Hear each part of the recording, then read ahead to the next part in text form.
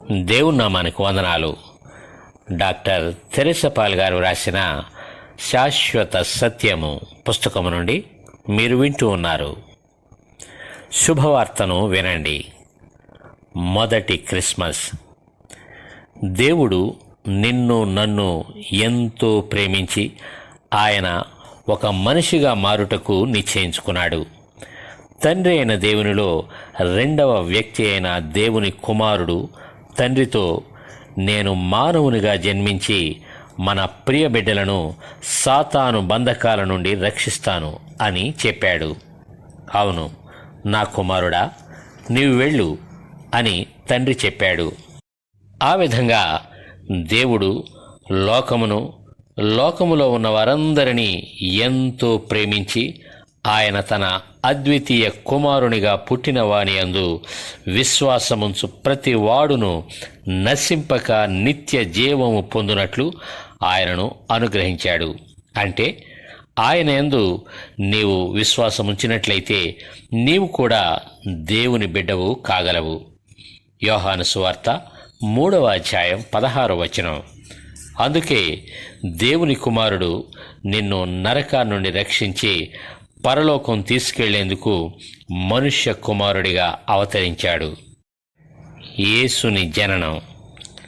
2000 సంవత్సరాల క్రితం నజరేతులో నివసిస్తున్న కన్య అయిన మరియకు గబ్రియేలు దూత ప్రత్యక్షమైంది. దూత మరియతో, దయాప్రాప్తురాలా, నీకు శుభము, ప్రభువు నీకు తోడైయున్నాడు, స్త్రీలలో నీవు ఆశీర్వదింపబడిన దానవు అని చెప్పాడు. ఈ మాటలు విన్నప్పుడు మరియా తొందరపడి దూత ఏమి చెప్పాడా అని ఆలోచించుకొనుచుండగా దూత మరియతో, మరియా భయపడకుము, దేవుని వలన నీవు కృప పొందితివి. ఇదిగో నీవు గర్భము ధరించి కుమారుని కని ఆయనకు యేసు అని పేరు పెట్టుదువు. ఆయన గొప్పవాడై సర్వోన్నతుని కుమారుడు అనబడును. ప్రభువైన దేవుడు ఆయన తండ్రి అయిన దావీదు సింహాసనమును ఆయనకు ఇచ్చును. ఆయన యాకోబు వంశస్థులను యుగ యుగములు ఏలును. ఆయన రాజ్యము అంతము లేనిదయ్యుండును అని చెప్పెను.